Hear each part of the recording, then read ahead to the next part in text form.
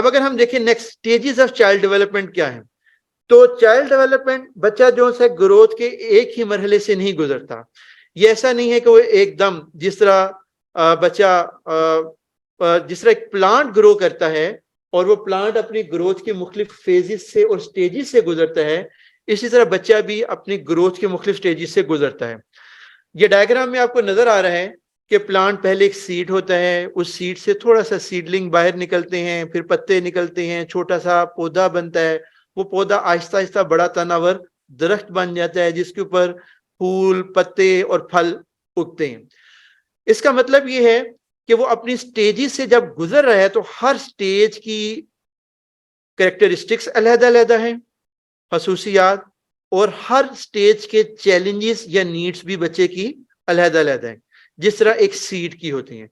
अगर हम बच्चे को देखें तो वो बच्चा भी इसी तरह से, एक छोटा बच्चा जो 0 से 3 ईयर का हो तो वो मुख्तलिफ अपनी स्टेजेस से गुजर रहा है। मिसाल के तौर के ऊपर हर लेवल के ऊपर मैं 2 वर्ड बोलूंगा जिसको आप आइडेंटिफाई करेंगे। एक लेवल के ऊपर एक चीज बच्चे की एबिलिटी होती है और उसी लेवल पर उस बच्चे की कुछ इनएबिलिटी होती है, यानी कुछ वो काम करने के काबिल होता है और कुछ वो काम करने के काबिल नहीं होता। मतलब 3 माह का जो बच्चा है, 3 माह का बच्चा जो है क्या सही तरह से बोल सकता है? नहीं, ये उसकी इनएबिलिटी है। लेकिन 3 माह का बच्चा जो है वो बाबा करके जो बेबलिंग करता है, या 3 माह का 6 माह का बच्चा जो बेबलिंग करता है, तो ये बेसिकली उसकी एबिलिटी है और ये एबिलिटी बुनियाद बन रही है उसकी लैंग्वेज डेवलपमेंट की। वो जो बाबा करता है उसी के नतीजे में वो कल से बाबा और मामा कहना, मामा से मामा कहना सीख रहा होता है। तो इसका मतलब है 3 माह से 6 माह के अंदर बच्चे की कुछ एबिलिटी है, कुछ इनएबिलिटी है। इसी तरह से अगर आप मैं कहूं कि 6 माह का जो बच्चा है वो क्या खड़ा होकर चल सकता है? नहीं, खड़ा होकर चलना इस वक्त उसकी एबिलिटी नहीं है, ये उसकी 6 माह के अंदर उसकी इनएबिलिटी है। लेकिन इस एज के अंदर अगर आप देखें 6 माह के बच्चे को गौर से, तो वो 6 माह का जो बच्चा होता है वो पहले नंबर पर अपनी टांगों को उठाना सीखता है, सीधा लेटा हुआ, और आहिस्ता आहिस्ता टांगों को उठाकर मुंह के अंदर ले जा रहा होता है। वो छोटे बच्चे के अंदर इतनी फ्लेक्सिबिलिटी होती है कि अपने पांव का अंगूठा बासों का वो चूस रहा होता है।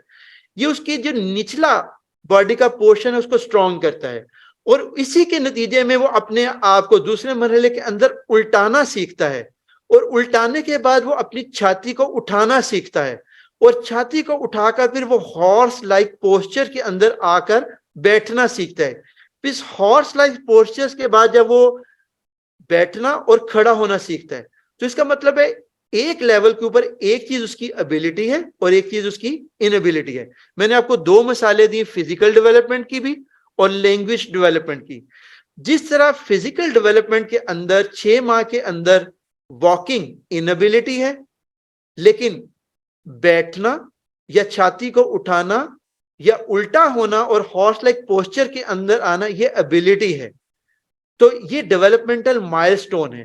अगर 6 माह के अंदर बच्चा अपने आप को उल्टा कर अपनी छाती को उठाना नहीं सीख पा रहा, या वो मुख्तलिफ एनवायरनमेंट के अंदर आवाजों को सुनकर बोलने वाले चेहरे की तरफ नजर को नहीं डालता, नहीं देखता, तो इसका मतलब है ये उसकी डेवलपमेंट या ग्रोथ सही नहीं हो रही, और इसको हम डेवलपमेंटल डिलेस कहते हैं कि बच्चा अपनी माइलस्टोन को अचीव नहीं कर पा रहा। 6 माह के बच्चे को इस काबिल होना चाहिए था कि वो अगर माहौल के अंदर कोई फर्द आता है दरवाजा खोलकर, तो वो आवाज सुनकर मतवज्जो हो और उसकी तरफ अपनी नजरों को घुमाकर देखे और उसको छोटा सा स्माइल पास करे। इसराइल के अंदर बाकायदा इसके ऊपर स्टडी की गई और यह कहा गया कि 6 माह के बच्चे के अंदर एम्पैथी मौजूद होती है, वो दूसरे की इमोशंस को जज करके रिएक्ट करता है। तो इस लिहाज से अगर वो इमोशंस, अगर कोई उसके पास मुस्कुरा रहा है और वो मुस्कुराता है, तो इसका मतलब है ये अपनी वो डेवलपमेंट में या ग्रोथ में माइलस्टोन को अचीव कर पा रहे हैं। लेकिन अगर वो आवाज के ऊपर रिएक्ट नहीं कर रहा, तो इसका मतलब है देयर इज समथिंग रॉन्ग, कोई गड़बड़ मौजूद है। अगर 1 से 1.5 साल का बच्चा अपने वजन को उठाकर खड़ा नहीं हो पा रहा, तो इसका मतलब है देयर इज समथिंग रॉन्ग। कि वो अपने वजन को उठाकर खड़ा होने के काबिल नहीं है, तो इसका मतलब है उसकी टांगों के अंदर शायद वो मजबूती मौजूद नहीं है। और उसके लिए फिर हमें या तो इनरिचमेंट एक्टिविटी करनी होगी कि टांगों की और मसल्स की वो वर्जिश करवाएं, मसाज करवाएं, उसकी न्यूट्रिशन ऐसी बेहतर करें जिसके नतीजे के अंदर वो इस माइलस्टोन को अचीव कर पाए। तो जिस तरह से मैंने आपको फिजिकल डेवलपमेंट की और लैंग्वेज डेवलपमेंट के कुछ थोड़ी सी चीजें शेयर की, बिल्कुल इसी तरह बच्चा अपनी कॉग्निटिव डेवलपमेंट के मरहलों से भी गुजरता है। 3 माह का जो बच्चा है उसके अंदर भी कुछ चीजों की एबिलिटी होती है और कुछ इनएबिलिटी होती है। ये आगे हम एक वीडियो क्लिप देखेंगे और इस वीडियो क्लिप के अंदर आप यहाँ एक बच्चे का एक्सपेरिमेंट आपको दिखाया जाएगा। आपने गौर से देखना और देखना कि वो बच्चे के अंदर क्या एबिलिटी मौजूद है और कौन सी इनएबिलिटी है, क्या वो करने के काबिल है और क्या चीज वो करने के काबिल नहीं है। तो आपने यहाँ एक बच्चे को देखा और ये पियाजे का बड़ा मशहूर एक्सपेरिमेंट है, वाटर एक्सपेरिमेंट। इसके अंदर आप देख रहे थे कि बच्चे के कुछ हमें एबिलिटी नजर आ रही थी और कुछ इनएबिलिटी नजर आ रही थी। बिल्कुल मैं जो लास्ट एक्टिविटी थी वाटर वाली, अगर उसी को कंसीडर करूं कि बच्चा जो सा है जब पानी उसके सामने डाला गया तो वो बता पा रहा है कि ये बराबर है या कम है या ज्यादा है, जो कुछ भी है। लेकिन जब उनका डायामीटर चेंज हो गया तो उसने देखा कि जो डायामीटर कम वाला है लेकिन उसमें वाटर की हाइट ज्यादा है, तो उसको मुगालता ये लगा और उसने ये कहा कि इसके अंदर पानी ज्यादा है। इसको पियाजे ने जो बयान किया है उसने ये कहा है कि बच्चा कॉग्निटिव डेवलपमेंट में मुख्तलिफ स्टेजेस से गुजरता है और उसने इनको 4 स्टेजेस के अंदर डिवाइड किया है। हमारा जो कंसर्न है वो चूंकि 7 साल तक का बच्चा है तो मैं इन्हीं के ऊपर फोकस करूंगा। जो पहली 2 स्टेजेस हैं, जो इब्तदाई स्टेज होती है जो 0 से 2 या 3 ईयर तक की जो स्टेज है, इसको हम सेंसरी मोटर स्टेज कहते हैं। इस सेंसरी मोटर स्टेज का मतलब ये होता है कि इस वक्त बच्चा जो है वो सेंसेस और मोटर एक्टिविटी यानी मूवमेंट के जरिए ज्यादा सीखता है। यानी उसकी लर्निंग का सबसे बड़ा जो सोर्सेज होता है वो उसके 5 सेंसेस होते हैं और उसकी मूवमेंट यानी मोटर एक्टिविटीज होती हैं।